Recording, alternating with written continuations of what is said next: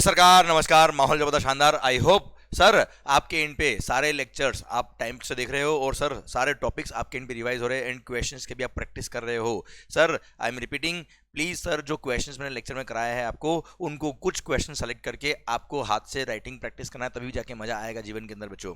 Okay sir, GST को हल्के में लेने का नहीं। ओके सर प्रैक्टिस पूरी करनी है इसको। ओके चलिए sir, registration under GST full माहौल है sir. Sir registration under GST section 22, 23, 24 बोलता है क्या, किसको रजिस्ट्रेशन कराना है, किसको रजिस्ट्रेशन नहीं कराना है। सेक्शन में 22 की बात करते हैं बेटा। सेक्शन में 22 बोलता है क्या, हर वो सप्लायर, ध्यान देना, चलो बुक्स में नहीं, मेरी तरफ ध्यान बेटा। Every person whose aggregate turnover during the current financial year exceeds rupees 20 lakhs, कितना बेटा, 20 lakh rupee. Sir aggregate turnover during the current financial year exceeds rupees 20 lakh rupee, then he is required to get himself registered in every such state or union territory from where he is making a taxable supplies, from where he is making a taxable supplies। पर हाँ ध्यान रखना, 4 states, तमन्ना, त्रिपुरा, मणिपुर, मिजोरम, नागालैंड, ये 4 states ऐसे हैं जहां aggregate turnover limit will be 10 lakh। और हां, अगर आपका एक भी प्लेस ऑफ बिजनेस इस 4 स्टेट में से किसी एक स्टेट में है तो ऑल इंडिया बेस पे your aggregate turnover limit will be 10 lakh only. Reason being sir 20 lakh का टर्नओवर जो होता है बेटा, 20 lakh का जो टर्नओवर है, that turnover limit is sir aggregate turnover. और ये ध्यान रखना, उन 4 स्टेट के अलावा किसी और स्टेट में अगर आपकी ब्रांच है तो aggregate turnover limit is 20 lakh। पर अगर आपका एक भी ब्रांच लायबल फॉर रजिस्ट्रेशन है तो आपको जितने भी प्लेस ऑफ बिजनेस है उन सबका रजिस्ट्रेशन कराना पड़ेगा। अच्छा ध्यान दीजिएगा, इन केस ऑफ जीएसटी, क्या बोला मालिक, इन केस ऑफ जीएसटी। एक सेकेंड। ओके सर ध्यान रखिएगा, पूरे इंडिया में मान लो आपका एक ब्रांच महाराष्ट्र में है, एक ब्रांच कहाँ है सर, गुजरात में है। ऑल इंडिया बेस पर सर ध्यान दीजिएगा, ऑल इंडिया बेस पे सेम पेन नंबर पे जितनी ब्रांचेस आपके इंडिया में है, जितने प्लेस ऑफ बिजनेस आपके इंडिया में है, उन सबका टर्नओवर, भले एग्जिम टर्नओवर हो, टैक्सेबल टर्नओवर हो, नॉन टैक्सेबल सप्लाई हो, इंटर स्टेट हो, इंट्रा स्टेट हो, एक्सपोर्ट हो, भले गुड्स का हो या सर्विस का हो, सारा टर्नओवर ऐड करके फिर देखा जाता है क्या, एग्रीगेट टर्नओवर। और हाँ, अगर आपने ऐसी कोई सॉरी आपने ऐसी कोई इनवर्ट सप्लाई ली है, ऐसी कोई इनवर्ट सप्लाई ली है जिसमें सर रिवर्स चार्ज मैकेनिज्म में रेसिपिएंट खुद लायबल है, तो ऐसे केस में वो आपका इनवर्ट सप्लाई है, ऑल दो उस पर टैक्स आप पे कर रहे हो, डजंट मीन कि वो आपका टर्नओवर है, उसको टर्नओवर में इंक्लूड नहीं करते हैं। क्लियर, आपका कोई इनवर्ट सप्लाई जिसमें रिवर्स चार्ज में आपकी लायबिलिटी आती है, वो आपका इनवर्ट सप्लाई है, वो आपका टर्नओवर नहीं है बच्चों। हाँ, आपका कोई आउटवर्ड सप्लाई जिसमें रिवर्स चार्ज मैकेनिज्म में रेसिपिएंट लायबल है, पर है तो आपका आउटवर्ड सप्लाई, वो टर्नओवर का पार्ट बनेगा बच्चों। पर आपका इनवर्ट सप्लाई कभी भी टर्नओवर का पार्ट नहीं बनेगा, भले ही उस पर लायबिलिटी आपकी आती है रिवर्स चार्ज मैकेनिज्म में। Plus sir aggregate turnover shall include all taxes, जो हम ऑलरेडी पढ़ चुके वैल्यू के अंदर, पर it shall exclude CGST, SGST, IGST, UTGST, GST compensation cess. Clear, ये एग्रीगेट टर्नओवर था बच्चों आपका। अब ध्यान देना बच्चों, सर कुल मिला के सारे टर्नओवर ऐड करने के बेटा, के इंटरेस्ट हो, सब कुछ, एग्जाम सप्लाई है, टैक्सेबल है, सब कुछ इंक्लूड करने का entire turnover all India base पर सेम पेन नंबर पर जितनी ब्रांच है सबका आपको टर्नओवर क्लब करके फिर देखना aggregate turnover rupees 20 lakh cross हुआ कि नहीं हुआ। नाउ अगर आपका एक भी ब्रांच लायबल फॉर रजिस्ट्रेशन है तो सर आपकी सारी ब्रांचेस लायबल फॉर रजिस्ट्रेशन हो जाएगी। इसलिए सर अगर आपका एक ब्रांच महाराष्ट्र में है, एक ब्रांच गुजरात में है, दोनों का टर्नओवर क्लब करके देखा, वो अगर 20 लाख रुपए क्रॉस हो रहा है तो आपको एग्रीगेट टर्नओवर रजिस्ट्रेशन लिमिट से क्रॉस कर गया, रजिस्ट्रेशन कराना पड़ेगा दोनों जगह पे आपको बेटा।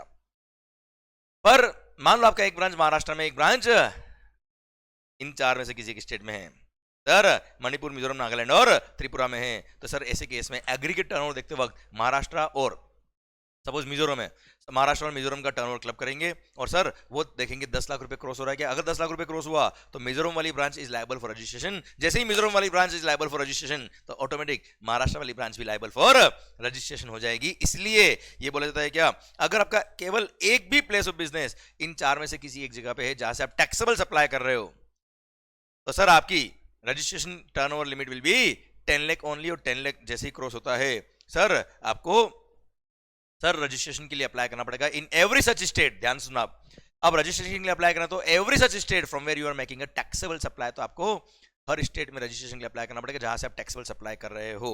हाँ अब सुनना बच्चे ध्यान से, अगर इन 4 स्टेट में आप लायबल फॉर रजिस्ट्रेशन हो तो aggregate turnover limit will be 10 lakh, otherwise 20 lakhs।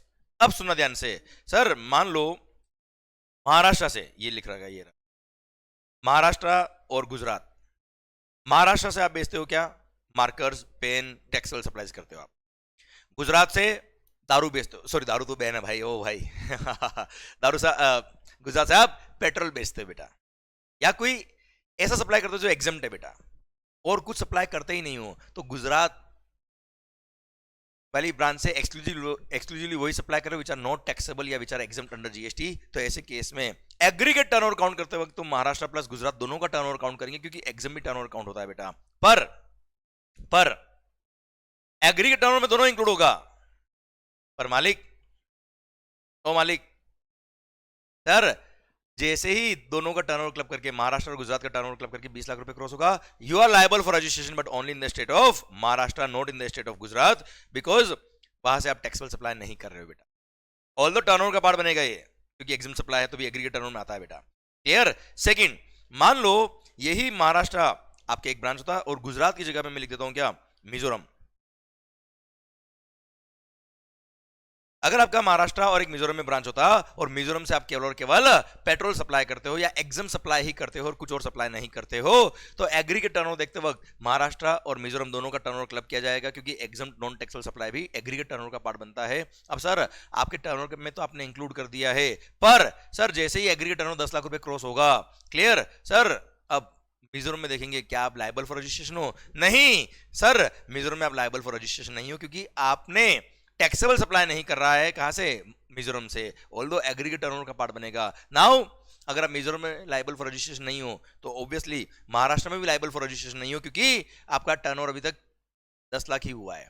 अब जैसे ही 10 लाख क्रॉस होगा, उसके बाद जब 20 लाख तक पहुंचेगा, तब मिजोरम तो वैसे भी लायबल फॉर रजिस्ट्रेशन नहीं है, अब Maharashtra will be liable for registration. मतलब ये 4 स्टेट में एग्रीगेट टर्नओवर इज 10 लाख। पर सर 10 लाख का टर्नओवर लिमिट हो जाएगा पूरे इंडिया के लिए अगर इन 4 में से किसी एक स्टेट से आप टैक्सेबल सप्लाई कर रहे हो। तो अगर इन 4 में से किसी भी स्टेट से आप टैक्सेबल सप्लाई कर ही नहीं रहे हो, तो एग्रीगेट टर्नओवर में तो पार्ट बनेगा, पर सर आपका एग्रीगेट टर्नओवर लिमिट 10 लाख नहीं होगा, उस केस में 20 लाख रुपए ही रहेगा। क्लियर? डन। ये सब मैंने यहाँ पे बातें लिखी हुई है, हाँ है ना भाई? चलिए, सरकार बहुत अच्छा कॉन्सेप्ट मैंने पढ़ाया आपको। क्लियर? ये बहुत काम का पॉइंट आएगा। क्लियर? फुल माहौल। एग्जाम सप्लाई, सर चिराग भाई ने बोला है exempt supply shall also be included in aggregate turnover, yes, and 10 lakh will be the threshold limit. बिल्कुल सही बोल रहे हो। पर अगर मिजोरम से, मणिपुर से, नागालैंड से, त्रिपुरा से आप केवल एग्जाम सप्लाई ही कर रहे हो, तो सर ऐसे केस में आप वहां पे उस स्टेट में लायबल फॉर रजिस्ट्रेशन नहीं होंगे। अब लायबल फॉर रजिस्ट्रेशन नहीं हो, तो सर ऐसे केस में एग्रीगेट टर्नओवर लिमिट भी 10 लाख नहीं होगी, इस केस में 20 लाख रुपए ही होगी बेटा। के डन। अच्छा, एक और हम आगे बढ़ेंगे। अगर आप केवल और केवल गुड्स ही सप्लाई करते हो, क्या सप्लाई करते हो बेटा? Goods, exclusively supplying goods only, तो ऐसे केस में aggregate turnover limit will B 40 lakh, जो हम आगे पढ़ेंगे, आगे पॉइंट आएगा तो पढ़ेंगे बेटा, सेक्शन में 23 के साथ आएगा बेटा।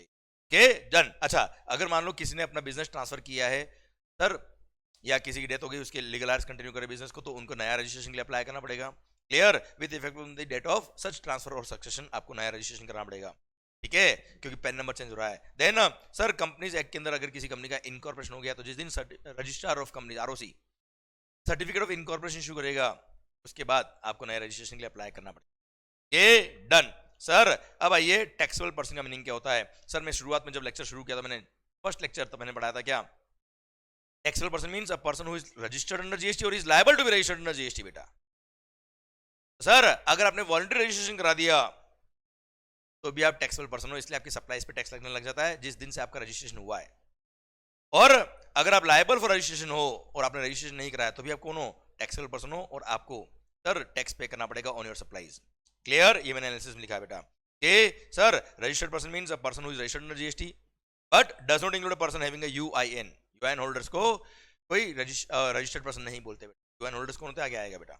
ओके सरकार, अब आइए, क्या अभी तो हमने पढ़ा क्या जनरल सेक्शन, सेक्शन में 22, अब पढ़ रहे क्या सेक्शन में 24। ये बोलता है दिमाग खराब मत करना सर, फॉलोइंग केस में रजिस्ट्रेशन कराना कंपलसरी है। भाई ने बोला करने का मतलब करने का, बात खत्म। एग्रीगेट टर्नओवर कुछ भी, वी डोंट केयर। सर कौन कौन से पर्सन है? सर ध्यान देना बेटा, ओपन है पर आप उधर ध्यान में दीजिए, मैं अपने हिसाब से पढ़ता हूँ, मजा आएगा आपको, लिंक करते हुए पढ़ा दूंगा मैं आपको।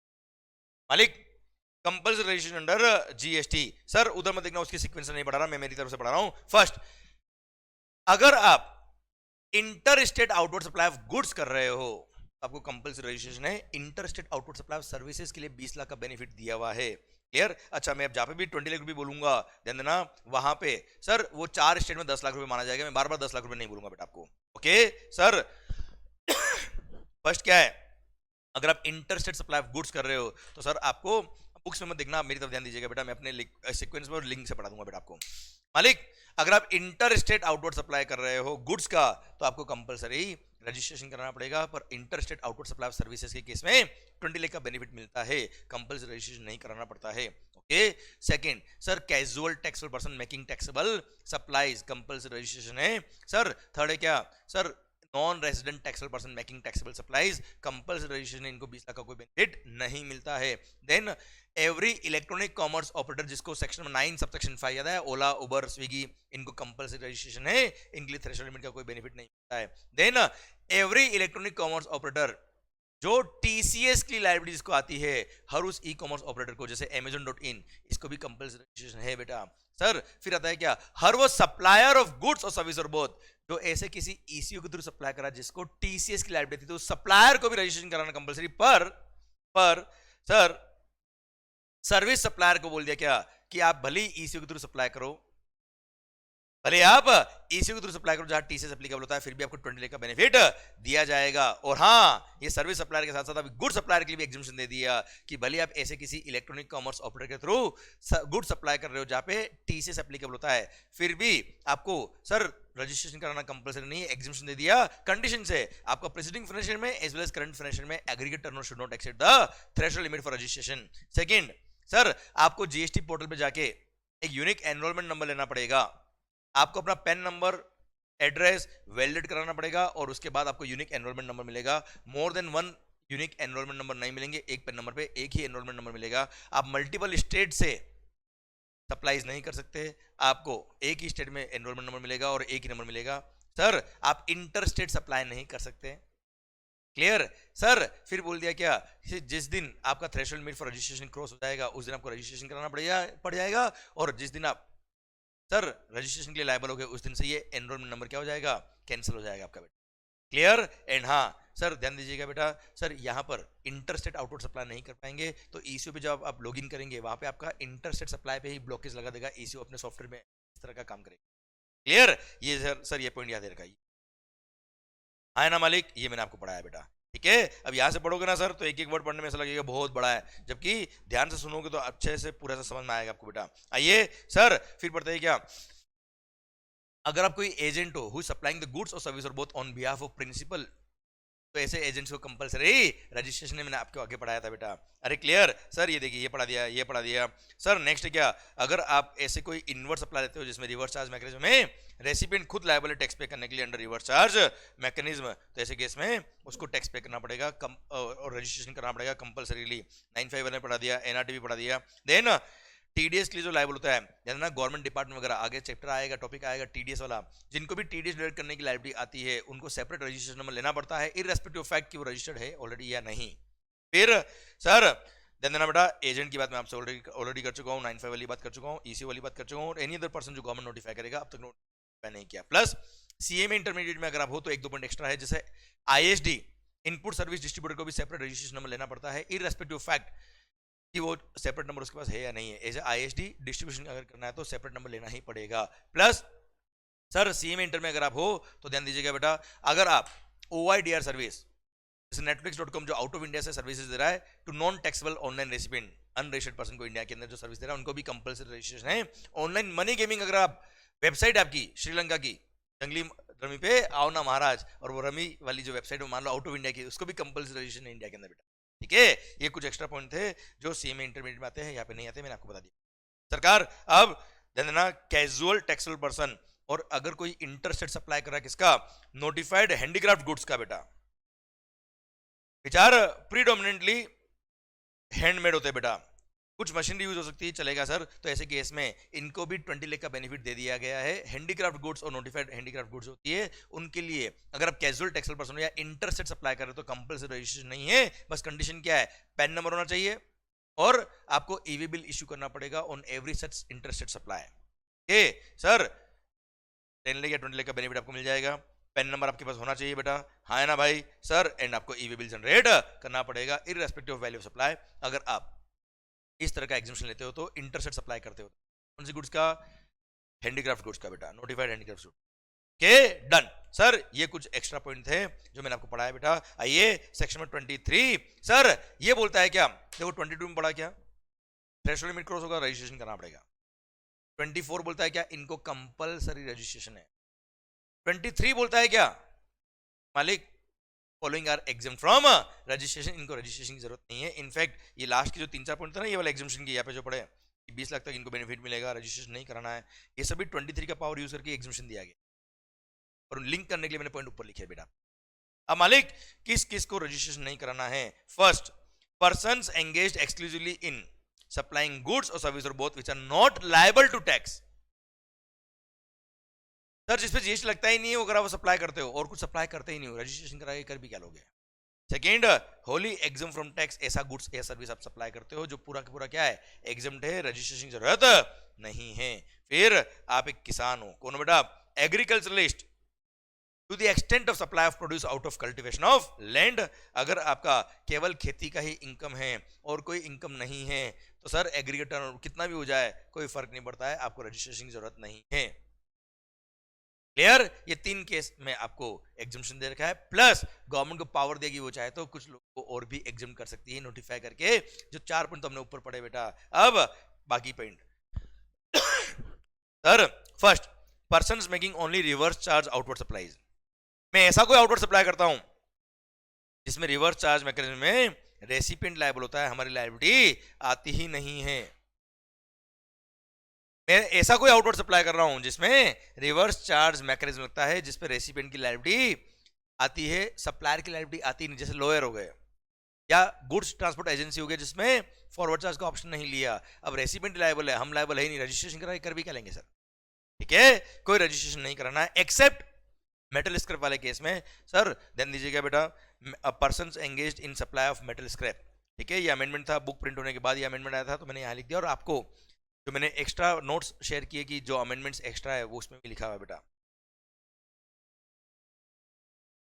क्लियर? ये रहा सर, ये रहा, except persons making only reverse outward supplies, exception to this exemption persons engaged in supply of metal scrap. अगर आप मेटल स्क्रैप सप्लाई करते हो तो आपको पता है सर अनरजिस्टर्ड पर्सन ने मेटल स्क्रैप सप्लाई किया है, किसको? रजिस्टर्ड पर्सन को, तो वहां रिवर्स चार्ज मैकेनिज्म लगता है। सर वैसे गुड्स की लिस्ट रिवर्स चार्ज मैकेनिज्म की आपकी कोर्स में नहीं आती, पर नॉलेज के लिए बता रहा मैं आपको बेटा, सीएम इंटर वालों ने पढ़ रखा होगा, पर हां ध्यान देना बेटा, अगर metal scrap unregistered person supply करता है, किसको? रजिस्टर्ड पर्सन को, तो रिवर्स चार्ज मैकेनिज्म लगता है। पर अगर मेटल स्क्रैप सप्लाई करने वाले का टर्नओवर थ्रेशोल्ड लिमिट क्रॉस कर जाता है, जैसे केस में, उसको रजिस्ट्रेशन कराना पड़ेगा और वो नॉर्मल टैक्स पे करेगा, फिर फॉरवर्ड चार्ज मैकेनिज्म में। सर वापस बोलता हूं, अनरजिस्टर्ड पर्सन ने मेटल स्क्रैप सप्लाई किया, किसको? रजिस्टर्ड पर्सन को, तो रिवर्स चार्ज लगता है। पर अगर आप मेटल स्क्रैप सप्लाई करते हो और अगर आपका aggregate turnover threshold limit for registration cross कर जाता है, ऐसे केस में आपको अब रजिस्ट्रेशन के लिए अप्लाई करना पड़ेगा और रजिस्ट्रेशन आपको कराना पड़ेगा, और रजिस्ट्रेशन अगर आप कराते हो तो you become a taxable person, और ऐसे केस में फिर आपकी आउटपुट सप्लाईज पे फॉरवर्ड चार्ज मैकेनिज्म टैक्स लगेगा, क्योंकि अब आप अनरजिस्टर्ड पर्सन नहीं रहे बेटा। ठीक है, तो मेटल स्क्रैप वाले केस में अगर आप पे लायबिलिटी आती रजिस्ट्रेशन की, तो आपका थ्रेशोल्ड लिमिट क्रॉस होने के बाद आपको रजिस्ट्रेशन कराना पड़ेगा, इसलिए वो एक्सेप्शन में लिख दिया बेटा। बाकी ऐसा कोई आउटवर्ड सप्लाई करो जिसमें रिवर्स चार्ज ही लगता है और कुछ फॉरवर्ड चार्ज है ही नहीं, तो आपको रजिस्ट्रेशन की जरूरत नहीं बेटा। सरकार अब ये आ गया कि अगर आप केवल और केवल गुड्स ही सप्लाई करते हो, सर्विसेज है ही नहीं, तो your aggregate turnover limit will B 40 lakh, 40 lakh का बेनिफिट मिलेगा बच्चों। अब 40 लाख का बेनिफिट अगर मिलेगा तो उसके लिए कुछ कंडीशन है बेटा। सबसे पहली बात तो ये, you should be engaged exclusively in supply of goods, services नहीं हो सकती, पर हाँ एक सर्विस हो सकती है, कौन सी? क्या आपने किसी को लोन दिया है, एडवांस दिया है और उस पर इंटरेस्ट अगर अन हुआ तो आपको पता है interest is called exempt supply of service. Sir exempt to या टैक्सेबल है तो सर्विस ना यार। क्लियर? फिर भी you will not be ineligible for 40 lakh का बेनिफिट। आई रिपीट सर, ध्यान देना बेटा, कंपोजिशन स्कीम जब पढ़ा था हमने बेटा, तब हमने बात करी थी क्या? इंटरेस्ट की रेवेन्यू को टर्नओवर में इंक्लूड ही नहीं करने का। यहां पे ऐसा नहीं लिखा है, यहां पे बोला क्या? इंटरेस्ट की अगर इनकम है तो एग्जाम सप्लाई ऑफ सर्विस है, उसको टर्नओवर में तो इंक्लूड करने का, एग्रीगेट टर्नओवर का पार्ट बनेगा। जैसे 35 लाख का टर्नओवर आपका गुड्स का था, 2 लाख का आपका इनकम था ब्याज का, टोटल हो गया कितना? 37 लाख, तो एग्रीगेट टर्नओवर लिमिट कितना है 40 लाख, तो एग्रीगेट टर्नओवर में तो आपके इस 37 lakh, aggregate turnover limit will B 37 lakh, पर यही माना जाएगा कि आप एक्सक्लूसिवली गुड्स ही सप्लाई कर रहे हो, you will not be ineligible for 40 lakh का बेनिफिट, ऑल्दो ये सर्विस का टर्नओवर है, इंटरेस्ट बेटा आपका, फिर भी मानेंगे कि आप गुड्स ही सप्लाई कर रहे हो, एग्रीगेट टर्नओवर में इंक्लूड तो करेंगे पर यही मानेंगे कि आप गुड्स ही सप्लाई कर रहे हो, you will not be ineligible for composition for 40 lakh का बेनिफिट बेटा, ठीक है। Second sir, persons required to take compulsory registration बेटा, अगर आपका सेक्शन नंबर 24 में कंपल्सरी रजिस्ट्रेशन कराना पड़ता है तो 40 लाख छोड़ो 10 लाख का भी बेनिफिट नहीं मिलता बेटा आपको। देन सर याद है वो 8 गुड्स के अगर आप मैन्युफैक्चरर हो तो कंपोजिशन स्कीम नहीं मिलती, यहाँ पे 8 में से एक वो थम्स अप कोका कोला हटा दीजिए बेटा, एडिटेड वाटर वाला पॉइंट हटा दो, बाकी के 7 गुड्स के अगर आप सप्लायर हो, भले ट्रेडिंग कर रहे हो या मैन्युफैक्चरिंग कर रहे हो कोई फर्क नहीं पड़ता, अगर सप्लाई भी कर रहे हो तो भी आप 40 लाख के लिए एलिजिबल नहीं हो। अब वो 7 गुड्स कौन कौन सी है, आइसक्रीम और other edible ice, whether not containing cocoa, pan masala, tobacco and manufactured tobacco substitutes, fly ash bricks, fly ash aggregates, fly ash blocks, bricks of fossil meals और similar siliceous earth, building bricks और earthen और roofing tiles. Sir ये goods जिनके manufacture अगर आप हो तो composition scheme नहीं मिलती, यहाँ पे एडिटेड वाटर नहीं है बेटा बस के, बाकी सारे गुड्स है, पर अगर इसके आप सप्लायर भी हो, भले ट्रेडर हो या मैन्युफैक्चरर कोई फर्क नहीं पड़ता, you will not be eligible for composition scheme, you will not be eligible for 40 lakh का बेनिफिट के। सर फिर है क्या सर, यहाँ पे 10 स्टेट के नाम लिखे कितने बेटा 10, तमन्ना ऑसम टीपी, जहां पे आपको 40 लाख का बेनिफिट नहीं मिलेगा। सर अब वो तमन्ना देखो, तमन्ना वाले 4 स्टेट जो है हम ऑलरेडी बात कर चुके हैं, वहां 40 लाख छोड़ो 10 लाख का बेनिफिट मिलता है बेटा,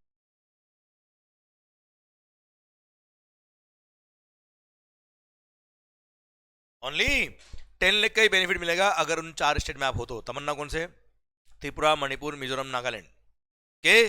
फिर ऑसम ये हमने पढ़ा था कंपोजिशन स्कीम में, अरुणाचल प्रदेश, उत्तराखंड, सिक्किम, मेघालय, क्लियर। और टीपी या 2 स्टेट एक्स्ट्रा है, तेलंगाना और पुडुचेरी, ये 10 स्टेट ऐसे हैं जहां पे आपको 40 लाख का बेनिफिट नहीं मिलेगा, क्लियर। अगर आपका एक भी प्लेस ऑफ बिजनेस इन 10 में से किसी भी एक स्टेट में है जहां से आप टैक्सेबल सप्लाई करें तो आपको 40 लाख का बेनिफिट नहीं मिलेगा। ये मैंने चार्ट फॉर्म में आपको दे रखा है कि उन 4 स्टेट में तो 10 लाख का बेनिफिट मिलता है बेटा। सर तमन्ना असम, ये जो 6 स्टेट्स है यहाँ पे आपको 20 लाख का बेनिफिट मिलेगा बेटा। बाकी सारे स्टेट्स में, भले कश्मीर हो, भले आसाम हो, हिमाचल प्रदेश हो, कोई भी स्टेट हो बेटा, हर जगह आपको अगर एक्सक्लूसिवली गुड्स सप्लाई करते तो 40 लाख का बेनिफिट मिलेगा, गुड्स और सर्विस दोनों तो ऑब्वियसली 20 लाख का बेनिफिट ही मिलेगा के। चलिए सरकार, एंड लास्ट, अगर आपने वॉलंटरी रजिस्ट्रेशन लिया या आप ऑलरेडी रजिस्टर्ड हो, you want to continue your registration, तो आप 40 लाख का बेनिफिट नहीं लेना चाहते मत लो, हमें क्या दिक्कत है बेटा, ठीक है। ये आपका 40 लाख का बेनिफिट किसको मिलेगा किसको नहीं मिलेगा, आई hope you got the entire point. सरकार अब आइए प्रोसीजर फॉर रजिस्ट्रेशन। सर अभी जो हमने लास्ट 25 मिनट्स में जो पढ़ा हमने बेटा, किसको रजिस्ट्रेशन कराना है किसको रजिस्ट्रेशन नहीं कराना, सेक्शन नंबर 22, 23, 24, ये 3 सेक्शंस बहुत इंपॉर्टेंट सेक्शंस थे जिससे डिफाइन होता है कि किसको रजिस्ट्रेशन की लायबिलिटी आती है और किसको रजिस्ट्रेशन की लायबिलिटी नहीं आती है। आई होप पूरा पॉइंट क्लियर है बेटा, आई होप पूरा पॉइंट समझ में आया किसको रजिस्ट्रेशन कराना है किसको नहीं कराना है। एंड जरूर सर सेक्शन नंबर 24 की लिस्ट को जरूर आप याद करें कि किसको रजिस्ट्रेशन कराना कंपलसरी बेटा। वैसे हर इंडिविजुअल पॉइंट आपको इतना अच्छे से समझाया हुआ है कि वो पॉइंट जैसे आएगा वो क्लिक करेगा, हाँ यार कंपलसरी रजिस्ट्रेशन है इसमें। आओ बच्चों, अब procedure for registration. Procedure for registration, सबसे पहली बात कितने दिन में रजिस्ट्रेशन के लिए अप्लाई करना पड़ता है, कितने दिन में। तो सर जिस दिन आप लायबल फॉर रजिस्ट्रेशन हुए, जिस दिन आप पे लायबिलिटी, ऑलरेडी मैं बात कर चुका हूं बेटा, उसके 30 डेज में आपको रजिस्ट्रेशन के लिए अप्लाई करना पड़ेगा इन एवरी सच स्टेट और union territory from where you are making a taxable supply, clear sir. और अगर आप कैजुअल टैक्सेबल पर्सन हो या एनआरटीपी हो तो at least 5 days prior to the commencement of business आपको रजिस्ट्रेशन के लिए अप्लाई करना पड़ेगा।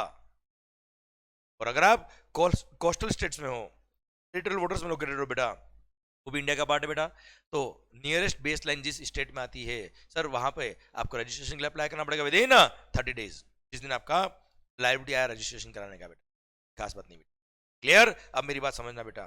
सर जीएसटी के अंदर आपको रजिस्ट्रेशन कराना पड़ता है इन एवरी सच स्टेट और union territory from where you are making a taxable supply.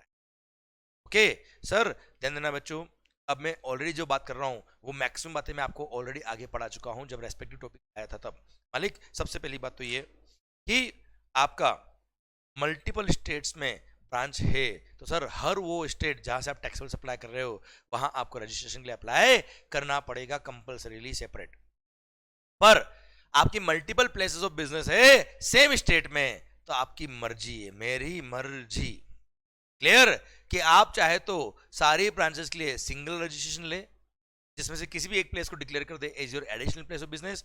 बाकी प्लेसेस को भी रजिस्ट्रेशन कराते वक्त डिक्लेयर करना पड़ेगा कि ये मेरे एड्रेस है, पर वो सब मेरे क्या है, एडिशनल प्लेसेस ऑफ बिजनेस है। सिंगल रजिस्ट्रेशन ले सकते हो आप। और आप चाहो कि नहीं सर मेरे को तो इस वाली ब्रांच के लिए सेपरेट नंबर लेना है, इस वाली ब्रांच के लिए सेपरेट नंबर लेना है, भले सेम स्टेट में, तो आपकी इच्छा है, आप चाहे तो सेपरेट रजिस्ट्रेशन नंबर ले सकते हो। क्लियर? समझे मेरी बात? ओके, नाउ पॉइंट आता है क्या कि सर अगर आपने सेपरेट रजिस्ट्रेशन नंबर ले रखा है, भली वो ब्रांच सेम स्टेट में है या दूसरे स्टेट में, तो सेपरेट रजिस्ट्रेशन लेना कंपलसरी। तो ऐसे केस में सर उन सब ब्रांचेस को आपस में क्या बोलेंगे, डिस्टिंक्ट पर्सन बोलेंगे बेटा। ठीक है? अब आपका सर मान लो कोई एस्टेब्लिशमेंट किसी और स्टेट में है, तो ऐसे केस में कहेंगे क्या, establishment of the distinct person कहेंगे।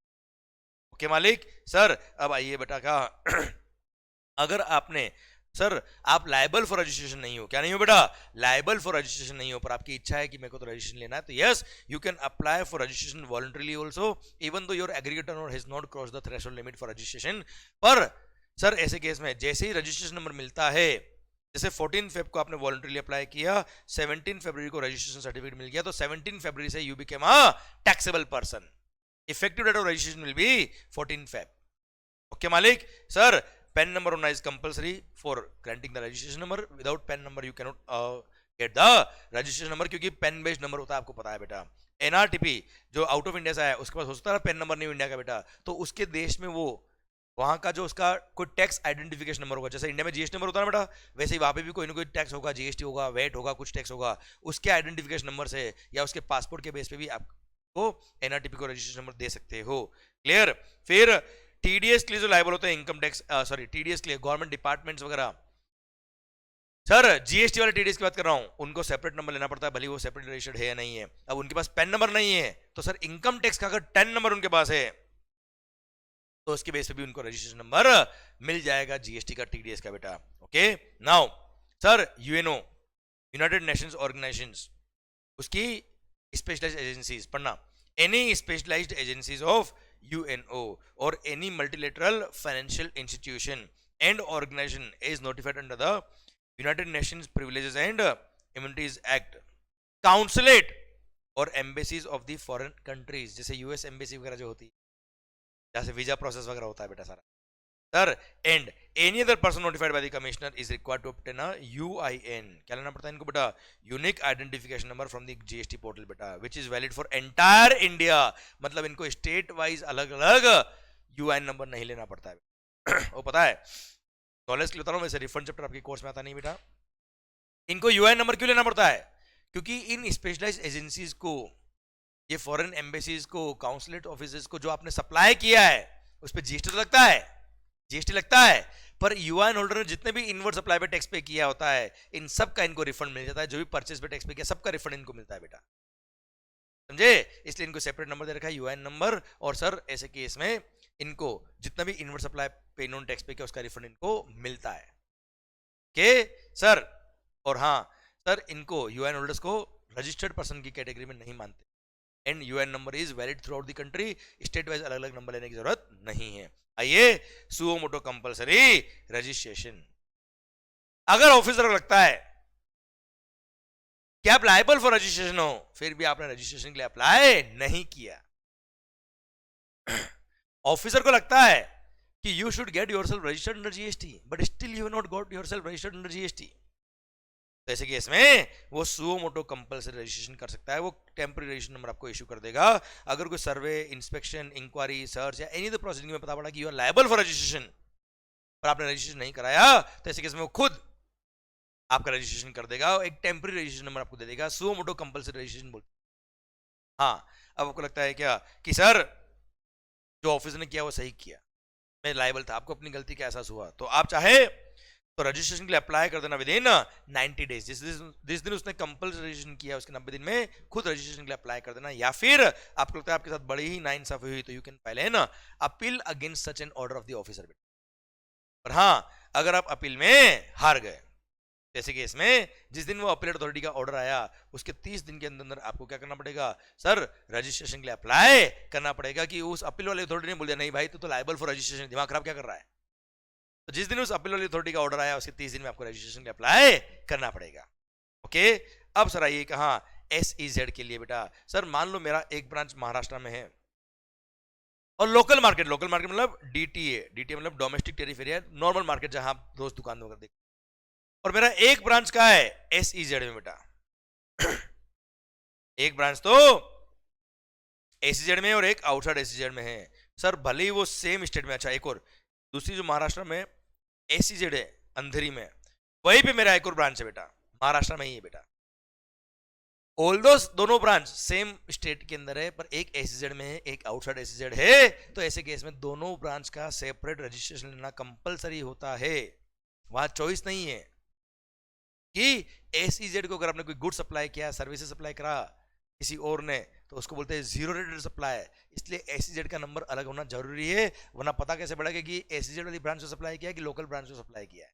ओके चलिए, फिर अगर आप कंपोजिशन स्कीम वाले हो, आप वॉलंटरी रजिस्ट्रेशन ले रहे हो, या आप कैजुअल टैक्सेबल पर्सन हो, ध्यान देना ये जो नॉर्मल प्रोसीजर फॉर रजिस्ट्रेशन हम पढ़ रहे हैं वही प्रोसीजर इनके लिए भी अप्लाई होता है, भले आप कंपोजिशन स्कीम के लिए ऑप्ट कर रहे हो, आप वॉलंटरी रजिस्ट्रेशन करा रहे हो या कैजुअल टैक्सेबल पर्सन हो, सेम प्रोसीजर फॉर रजिस्ट्रेशन जो हम पढ़ने वाले वही होगा।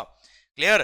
पर अगर आप NRTP हो, आप TDS डिडक्ट करने के लिए लायबल हो, आप TCS कलेक्ट करने वाले ECO हो, या OIDR सर्विस जो आउट ऑफ इंडिया से प्रोवाइड करते हैं netflix.com हो, या online money gaming out of India वाली वेबसाइट हो जो इंडिया में लोगों को खिला रहे हो, तो इनके लिए separate form of registration number registration application दे रखा है जो आपको पढ़ने की जरूरत नहीं है, पर सेपरेट प्रिस्क्राइब फॉर्म दे रखा है इनके लिए।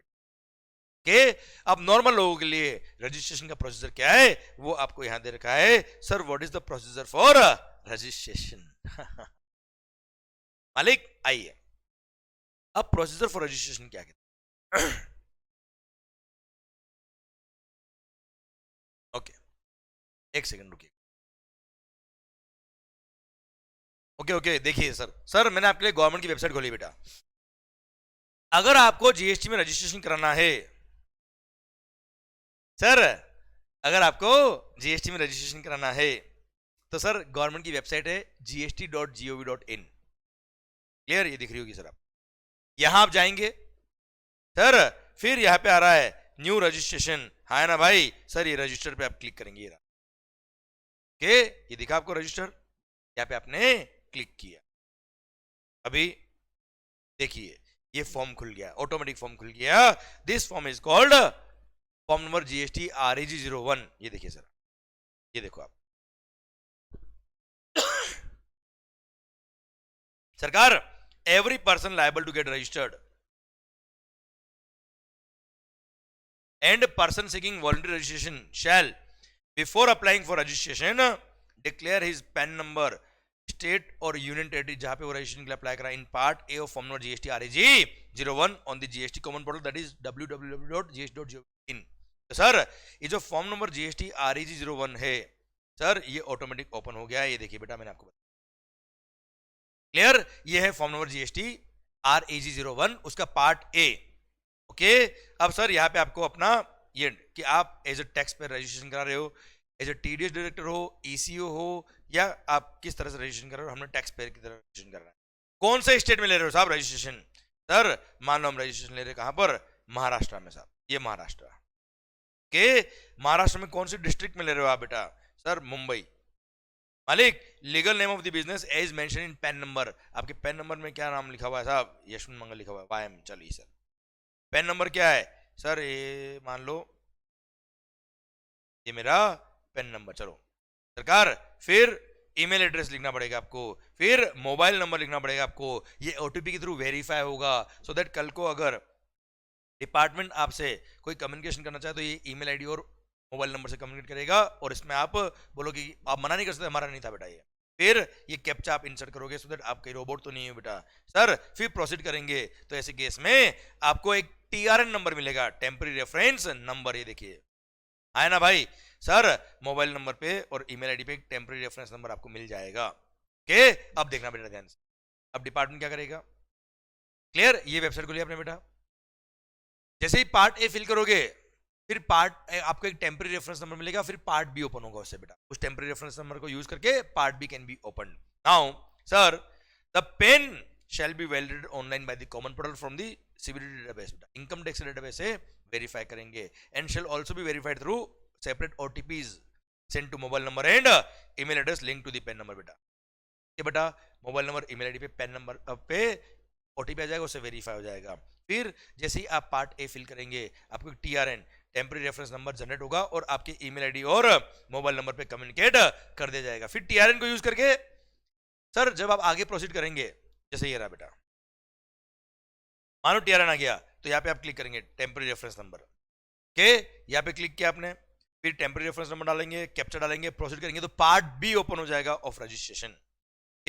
सर अब देखना बेटा, using the TRN applicant shall electronically submit part B application in part B along with the specified document at the common portal. ये पार्ट बी जो होता है मेन एप्लीकेशन फॉर्म होता है बेटा, जिसके अंदर लिखना पड़ता है क्या कि किसको आप कहाँ पर रजिस्ट्रेशन करा रहे हो, आपका एड्रेस क्या है, आप क्या बिजनेस कर रहे हो, क्या सप्लाई कर रहे हो, आपके कौन कौन से एडिशनल प्लेसेस ऑफ बिजनेस होंगे, सब कुछ उसमें डिक्लेयर करना पड़ता है। प्लस सारे डॉक्यूमेंट आपको स्कैन करके अपलोड करने पड़ते हैं। अभी कोई फिजिकल डॉक्यूमेंट भेजने की जरूरत नहीं है, आपको स्कैन करके डॉक्यूमेंट्स अपलोड करने पड़ेंगे और सर उसको डिपार्टमेंट फिर क्या करेगा? वेरीफाई करेगा।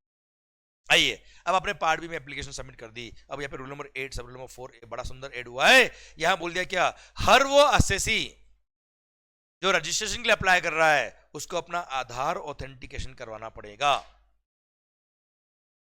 तो सर क्या होगा, वहां पे आपने आधार नंबर डाला, अब आधार से लिंक जो मोबाइल नंबर है उस पे एक लिंक आएगा आपके मोबाइल नंबर पे बेटा, उसको आप क्लिक करेंगे तो आधार की सर ऑथेंटिकेशन के लिए एक एप्लीकेशन हो जाएगी, उस पर फिर ओटीपी आएगा, आप डालेंगे ओटीपी, मतलब हो गया आधार ऑथेंटिकेशन। इतना ही काम है सर, 2 मिनट का काम है सर। पर आपके आधार नंबर से लिंक हो गया। आधार नंबर बताया क्या, पूरी आपकी कुंडली बेटा, क्या काम करता है, कहां क्या किया, सब कुछ आधार पे लिंक्ड है सर। तो आधार से लिंक करने का पर्पज है गवर्नमेंट का। एंड सर जैसे ही आपने आधार ऑथेंटिकेशन कर लिया, सर ये मान लेंगे आपकी एप्लीकेशन फॉर रजिस्ट्रेशन क्या हो गई है, सबमिट हो गई है बेटा। और अगर आपने आधार ऑथेंटिकेशन के लिए ऑप्ट नहीं किया, जैसे ही आप पार्ट बी में एप्लीकेशन सबमिट करेंगे आपसे पूछेगा do you want to opt for Aadhaar authentication, आपने रिजेक्ट कर दिया, नहीं I don't want to opt for Aadhaar authentication, clear, तो आपकी एप्लीकेशन सबमिट हो जाएगी और वहां पे डिपार्टमेंट को 30 दिन का वक्त मिलता है to give you the registration certificate. और अगर आपने आधार ऑथेंटिकेशन के लिए ऑप्ट नहीं किया तो ऐसे केस में डिपार्टमेंट के ऑफिसर आपके प्लेस ऑफ बिजनेस पे फिजिकली आएंगे, प्लेस ऑफ बिजनेस को फिजिकली वेरीफाई करेंगे, आपके डॉक्यूमेंट्स को सारे को वेरीफाई करेंगे, उसके बाद आपको रजिस्ट्रेशन सर्टिफिकेट दिया जाता है। क्लियर? सेकंड थिंग, आपने आधार ऑथेंटिकेशन के लिए ऑप्ट किया but you failed for Aadhaar authentication, Aadhaar authentication हो ही नहीं पाया बेटा आपसे। तो सर जिस दिन आपने पार्ट बी में एप्लीकेशन सबमिट करी थी उससे 15 डेज जब हो जाएंगे तब मान लेंगे कि आपका एप्लीकेशन फॉर रजिस्ट्रेशन क्या हो गया, सबमिट। पर यहाँ पे अगेन सिंस आपका आधार ऑथेंटिकेशन नहीं हुआ तो ऐसे केस में डिपार्टमेंट के ऑफिसर आपके प्लेस ऑफ बिजनेस पे फिजिकली वेरीफाई करने आएंगे और 30 दिन का टाइम है उनके पास रजिस्ट्रेशन सर्टिफिकेट। पर आपने आधार ऑथेंटिकेशन के लिए ऑप्ट किया और आधार ऑथेंटिकेशन हो गया, तो सर जैसे ही आधार ऑथेंटिकेशन हुआ आपकी एप्लीकेशन फॉर रजिस्ट्रेशन क्या हो जाएगी, सबमिट हो जाएगी। तो एक तरह से you opted for Aadhaar authentication और आधार ऑथेंटिकेशन हो गया, या 15 days from the date when you submitted the application in part B whichever is earlier, उस दिन मानते कि एप्लीकेशन फॉर रजिस्ट्रेशन सबमिट हुई है। क्लियर? उसके बाद ऑफिसर क्या करेगा, इसको वेरीफाई करेगा और उसके बाद 7 दिन का टाइम मिलता है डिपार्टमेंट को रजिस्ट्रेशन सर्टिफिकेट देने के लिए बेटा, या फिर नोटिस देने के लिए बेटा, ठीक है। और सर जिन्होंने आधार ऑथेंटिकेशन नहीं कराया या who failed for Aadhaar authentication, या जिसने ऑप्ट ही नहीं किया आधार ऑथेंटिकेशन के लिए 30 दिन का वक्त मिलता है डिपार्टमेंट। अब सर जैसे आपने आधार ऑथेंटिकेशन कराया, अब सर जीएसटी पोर्टल को इतना टेक्नोलॉजी वाइज एडवांस कर दिया है, आधार पोर्टल से सारी इंफॉर्मेशन को लिंक हो जाती है बच्चों। सर आधार से जैसे लिंक हो तो आपकी पूरी कुंडली इनके हाथ में आ जाएगी और उनको लगता है कि जो पर्सन अभी जीएसटी में रजिस्ट्रेशन के लिए अप्लाई कर रहा है, आपके आधार से उनको ऐसी इंफॉर्मेशन मिली तो लगता है ये आदमी रिस्की है, फ्रॉड आदमी है, सब ये पास्ट में भी इसने बहुत सारे कांड किए हुए हैं। जैसे केस में if on the basis of data analysis and risk parameters अगर डिपार्टमेंट को लगता है कि आपने जो आधार ऑथेंटिकेशन कराया, आप जिसने रजिस्ट्रेशन के लिए अप्लाई किया वो पर्सन रिस्की है, उसको सर पहले यहाँ पे फिजिकली डिपार्टमेंट बुलाना चाहिए। तो ऐसे केस में क्या होगा पता है, if such person is identified, केवल रिस्की लोगों को बुलाएंगे, सबको नहीं बुलाएंगे बेटा। If such person is identified on the common portal on the basis of data analysis and risk parameters, तो ऐसे पर्सन को फिजिकली गवर्नमेंट डिपार्टमेंट अपने डिपार्टमेंट ऑफिस में बुलाएगा या फिर फैसिलिटेशन सेंटर बुलाएगा, जहां पे उसका सर हाजी अंगूठा लगवा के आधार ऑथेंटिकेशन किया जाएगा बायोमेट्रिक बेस पर, प्लस उसके ओरिजिनल डॉक्यूमेंट चेक किए जाएंगे, उसके फोटोग्राफ लिए जाएंगे, उसके बाद वेरिफिकेशन प्रोसेस सबमिट होने के बाद उसकी एप्लीकेशन फॉर रजिस्ट्रेशन सबमिट की जाएगी, सबमिट मानी जाएगी। आए ना भाई? यस सरकार।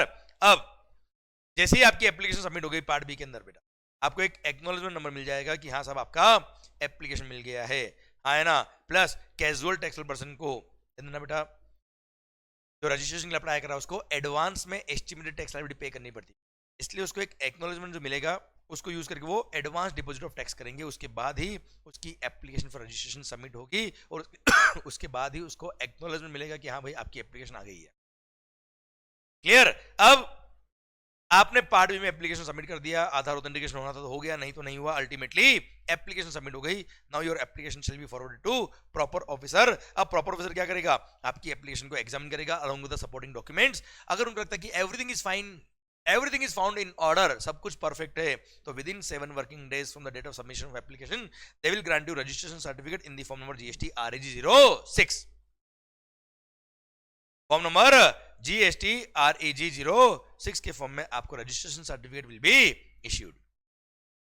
ठीक है, पर उसको लगता है कि नहीं नहीं नहीं नहीं कुछ इंफॉर्मेशन आपकी मिसिंग है, या उनको कोई फर्दर क्लैरिफिकेशन चाहिए, कोई फर्दर इंफॉर्मेशन चाहिए सर, तो ऐसे केस में वो आपको नोटिस सर्व कर देंगे with in 7 days of submission of the application कि साहब हमको ये इन्फॉर्मेशन चाहिए, ये डॉक्यूमेंट चाहिए, ये क्लैरिफिकेशन चाहिए, ये सब एडिशनल इन्फॉर्मेशन चाहिए सर, पर 7 दिन में, 7 दिन में या तो सर्टिफिकेट दे देंगे या फिर नोटिस दे देंगे। कुछ भी नहीं किया तो मान लेना कि आपका application for registration deemed to be approved हो गया। ये डीम्ड टू बी अप्रूव्ड का प्रोविजन यहां दे रखा है बेटा, यही से लिंक करते करते पढ़ा दूंगा बेटा। अरे क्लियर? पर अब सर नोटिस सर्व हो गया, मान लो आपको, उसके नोटिस सर्व होने के 7 दिन में आपको रिप्लाई देना पड़ेगा, जो भी डॉक्यूमेंट्स इन्फॉर्मेशन एडिशनल इन्फॉर्मेशन जो भी क्लैरिफिकेशन मांगा है उसका रिप्लाई आपको देना पड़ेगा विद इन 7 वर्किंग डेज। अगर आपने सबमिट नहीं किया वो रिप्लाई तो यार एप्लीकेशन में भी rejected after recording the reasons in writing, की इन वजह से मैंने आपका एप्लीकेशन क्या कर दिया है, रिजेक्ट। पर आपने रिप्लाई दिया, विद इन 7 डेज आपने रिप्लाई दिया, इन्फॉर्मेशन सबमिट करी, if that information is found to be in order, everything is fine.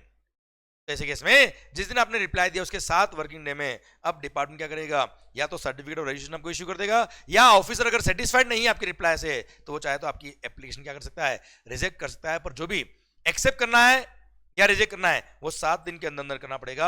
अगर आपके रिप्लाई देने के 7 दिन के बाद डिपार्टमेंट ने कोई एक्शन नहीं लिया, ना तो रजिस्ट्रेशन सर्टिफिकेट दिया ना रिजेक्ट किया, तो ऐसे केस में मान लेंगे कि आपकी एप्लीकेशन फॉर रजिस्ट्रेशन क्या हो गई है, एक्सेप्ट हो गई है और deemed approval of registration application माना जाएगा बेटा।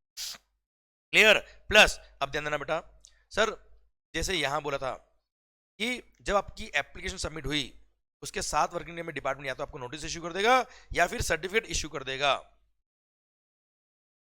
कुछ भी नहीं है तो मान लेंगे कि आपकी एप्लीकेशन फॉर रजिस्ट्रेशन अप्रूव हो गई है, पर जिसने आधार ऑथेंटिकेशन के लिए ऑप्ट ही नहीं किया, या who failed for Aadhaar authentication, या फिर सर जिसका आधार ऑथेंटिकेशन कराने के बाद वो उसको फिजिकली बुलाया था डिपार्टमेंट, याद है बेटा, बायोमेट्रिक के थ्रू फिजिकल वेरीफाई करने के लिए बेटा, या फिर सर प्रॉपर ऑफिसर जो असिस्टेंट कमिश्नर है उसके अबोव रैंक वाला ऑफिसर है, उसको लगता है कि इस एसएससी ने जो एप्लीकेशन सबमिट करी है इस एसएससी का प्लेस ऑफ बिजनेस को फिजिकली वेरीफाई करना जरूरी है, तो ऐसे केस में इन तीनों कैटेगरी ऑफ लोगों के लिए डिपार्टमेंट को 30 दिन का वक्त है, इंस्टेड ऑफ 7 डेज। जब एप्लीकेशन सबमिट हुई उसके बाद 7 दिन नहीं 30 दिन का वक्त है डिपार्टमेंट को, या तो सर्टिफिकेट ऑफ रजिस्ट्रेशन दे दे आपको या आपको नोटिस इश्यू कर दे बेटा। क्लियर? पर सर 30 दिन में उन्होंने कोई भी एक्शन नहीं लिया डिपार्टमेंट ने इन 3 केस में, तो your application shall be deemed to be approved, उसको बोलते हैं डीम्ड अप्रूवल ऑफ रजिस्ट्रेशन, और आपको रजिस्ट्रेशन मिल जाएगा बेटा। ठीक है? और हाँ यहाँ पे क्या होता है बेटा, पहले डिपार्टमेंट इन 3 केस में डिपार्टमेंट क्या करता है, फिजिकली वेरीफाई करने आएगा प्लेस ऑफ बिजनेस को, उसको लगता है एवरीथिंग इज ओके, डॉक्यूमेंट्स वगैरह चेक करेंगे, फोटोग्राफ वगैरह लेंगे वहां के प्लेस ऑफ बिजनेस के, उसके बाद आपका या तो रजिस्ट्रेशन वो अप्रूव करेंगे या रिजेक्ट करेंगे, इसलिए 30 दिन का वक्त मिलता है बेटा। अब मान लो रजिस्ट्रेशन उन्होंने अप्रूव कर दिया, सर्टिफिकेट दे दिया, बात खत्म बेटा, या फिर उन्होंने 30 दिन में आपको क्या दे दिया, नोटिस इश्यू कर दिया। नोटिस का आपको जवाब देना पड़ेगा वही 7 दिन में बेटा। आपने जवाब दिया, उसके बाद डिपार्टमेंट वापस टाइम कितना है, 7 दिन का ही बेटा।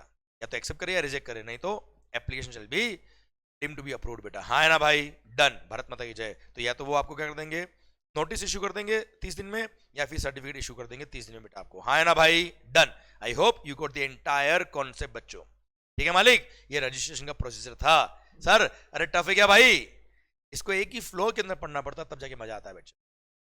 Okay done. Now following information is required to be submitted while filing the application for registration. सबसे पहला क्या है, valid PAN, Indian mobile phone number, email address, है ना भाई, then prescribe document and information on all mandatory forms fields of registration application. Place of business, सारे place of business declare करने पड़ेंगे आपको, एडिशनल प्लेस ऑफ बिजनेस भी देने पड़ेंगे जिनके लिए आप सिंगल रजिस्ट्रेशन ले रहे हो बेटा। ज्यूरिसडिक्शनल डिटेल मतलब किस एरिया, किस ऑफिसर की रेंज में आप फॉल करते हो बेटा, वो ज्यूरिसडिक्शनल डिटेल भी आपको फर्निश करनी पड़ेगी। Then valid bank account number from India, उस बैंक ब्रांच का आईएफएससी कोड, फिर at least one proprietor, partner, director, trustee, karta और member with the corresponding PAN, an authorised signatory who is resident of India with valid details including PAN. ये सब आपको information submit करनी पड़ेगी। अब देखना बेटा, दो बातें। अब वैलिड बैंक अकाउंट नंबर और उसका आईएफएससी कोड बेटा। कई बार क्या होता है बेटा, आप बैंक में जब आपने नया बिजनेस शुरू किया है, बैंक में जब अपना करंट अकाउंट ओपन करवाते हो बेटा, बैंक वाले बोलते हैं क्या, अपना जीएसटी नंबर लेके आओ, जीएसटी सर्टिफिकेट लेके आओ, तब जब क्या आपको क्या मिलेगा, बैंक अकाउंट आपका खुल पाएगा। अब सर जीएसटी वालों के पास गए तो वो क्या बोलते हैं, रजिस्ट्रेशन सबमिट करते वक्त आप पहले हमारे को बैंक अकाउंट डिटेल दो बेटा। अब बैंक वाले बोलते हैं जीएसटी सर्टिफिकेट लाओ, जीएसटी वाले बोलते हैं बैंक अकाउंट डिटेल लेके आओ, और भाई दोनों तरफ से मार रहे हैं हमको बेटा। इसीलिए सर आगे हम पढ़ेंगे, मैं यही लिंक कर देता हूं, यहां बोल दिया क्या, अगर आपके पास बैंक अकाउंट डिटेल्स नहीं है at the time of filing the registration application, तो भी आपकी application for registration shall be proceeded, और विदाउट बैंक अकाउंट डिटेल भी आपको रजिस्ट्रेशन सर्टिफिकेट मिल जाएगा। पर आगे दे रखा रूल में यहां लिंक कर रहा हूं बेटा, अच्छा रूल है इसलिए बेटा। पर ये रहा furnishing of bank account details, पर आपका रजिस्ट्रेशन एक बार हमने दे दिया विदाउट बैंक अकाउंट डिटेल्स, पर जिस दिन आपको रजिस्ट्रेशन सर्टिफिकेट मिल गया उसके 30 दिन के अंदर अंदर या बिफोर फर्निशिंग GSTR1 और using the invoice furnishing facility whichever is earlier, आपको क्या करना पड़ेगा, बैंक अकाउंट डिटेल फर्निश करनी पड़ेगी। क्लियर? अगर आपने फर्निश नहीं करी तो आगे पढ़ेंगे क्या, ये 30 दिन में अगर आपने बैंक अकाउंट डिटेल फर्निश नहीं करी तो your registration liable to be cancelled again. देखो एक बार हमने आपको बिना बैंक अकाउंट डिटेल के रजिस्ट्रेशन दे दिया, पर कंडीशन क्या लगाई कि उसके 30 दिन में आप अपना बैंक अकाउंट डिटेल फर्निश कर देना, नहीं किया तो again your registration will be cancelled.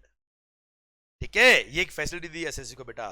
ठीक है, और जब तक उसको बैंक अकाउंट डिटेल अपडेट नहीं करेगा तब तक उसको GSTR1 भी फाइल नहीं करने देंगे, इनवॉइस फर्निशिंग फैसिलिटी भी यूज नहीं करने देंगे। ठीक है मालिक, प्लस ये फैसिलिटी जो ना बेटा, ठीक है बैंक अकाउंट नंबर नहीं है तो भी आपका रजिस्ट्रेशन एप्लीकेशन हम अप्रूव कर देंगे, ये फैसिलिटी इन दो लोगों को नहीं है, persons who have been granted registration rule number 12, मतलब TDS और TCS वाले के लिए बैंक अकाउंट नंबर होना ही चाहिए बेटा। एंड सेकेंड सर, जिनका कंपलसरी या सोमोटो रजिस्ट्रेशन कर दिया प्रॉपर ऑफिसर ने, तो लायबल फॉर रजिस्ट्रेशन थे, लायबल फॉर रजिस्ट्रेशन थे, पर उन्होंने रजिस्ट्रेशन के लिए अप्लाई नहीं किया और ऑफिसर ने कंपलसरी रजिस्ट्रेशन कर दिया, तो उनको जब खुद एप्लीकेशन देते हैं रजिस्ट्रेशन के लिए, उनके पास बैंक अकाउंट डिटेल होना कंपलसरी है, उसके बिना रजिस्ट्रेशन एप्लीकेशन अप्रूव नहीं। ठीक है, तो ये जो फैसिलिटी थी कि ठीक है बैंक अकाउंट डिटेल नहीं है तो भी आपका रजिस्ट्रेशन हम कर देंगे, ये केवल इन दो लोगों को छोड़ के बाकी सबके लिए 30 दिन का टाइम दिया है। सर्टिफिकेट मिलने के बाद 30 दिन में बैंक अकाउंट डिटेल अपडेट कर देना, और जब तक बैंक अकाउंट डिटेल अपडेट नहीं करता तब तक आप GSTR1 भी फाइल नहीं कर पाएंगे। ओके मालिक, चलिए शायद मजा आ रहा है बच्चों आपको। नाउ और लिंकिंग भी बैठ रहा है बेटा आपके लिए। नाउ आधार ऑथेंटिकेशन बेटा। सर आधार ऑथेंटिकेशन किसको कराना बेटा? सर इंडिविजुअल को, authorise signatory of all types. जैसे कई बार कंपनी होती बेटा, तो कंपनी में कंपनी तो आधार ऑथेंटिक, कंपनी का आधार नंबर नहीं होता ना बेटा, तो उसकी जो ऑथोराइज सिग्नेटरी उनको बेटा, मैनेजिंग एंड ऑथोराइज पार्टनर्स को, एंड HUF के केस में कर्ता को आधार ऑथेंटिकेशन कराना पड़ेगा। पर अगर मान लो सर इनके पास आधार नंबर नहीं है, वैसे प्रैक्टिकली बात करें तो इंडिया के अंदर लगभग हर आदमी के पास आज की तारीख में आधार नंबर है। However if Aadhaar is not assigned to the said person, तो ऐसे केस में सर आपके प्रिंसिपल प्लेस ऑफ बिजनेस का फिजिकल वेरिफिकेशन करेंगे और उसके बाद ही रजिस्ट्रेशन सर्टिफिकेट दिया जाएगा। सर वो भी 60 दिन का टाइम है, यहाँ पे 30 दिन का वक्त नहीं है, ना 7 डेज का वक्त है, या कितना 60 डेज का वक्त है डिपार्टमेंट को to give the registration certificate. अगर आपके पास आधार नंबर नहीं है तो ऑब्वियसली आपने आधार ऑथेंटिकेशन भी नहीं कराया होगा। यहाँ डिपार्टमेंट को 60 डेज का टाइम दिया गया है और यहाँ पे डीम्ड अप्रूवल ऑफ रजिस्ट्रेशन वाले प्रोविजन अप्लाई नहीं होते। आए ना भाई? यस। अब सर इन फॉलोइंग लोगों को आधार ऑथेंटिकेशन नहीं कराना होता है। किसको? First, a person who is not a citizen of India, जो इंडियन सिटीजन ही नहीं है यार, उसके पास तो आधार नंबर है ही नहीं यार, how we will do the Aadhaar authentication बेटा। सेकंड, डिपार्टमेंट और establishment of the central government या state government, local authority, a statutory body, public sector undertaking PSU, or a person applying for UIN, that is specialized agency of UNO etc. बेटा, इनके आधार authentication की जरूरत नहीं है, बाकी वैसे भी कहीं जाने वाले नहीं।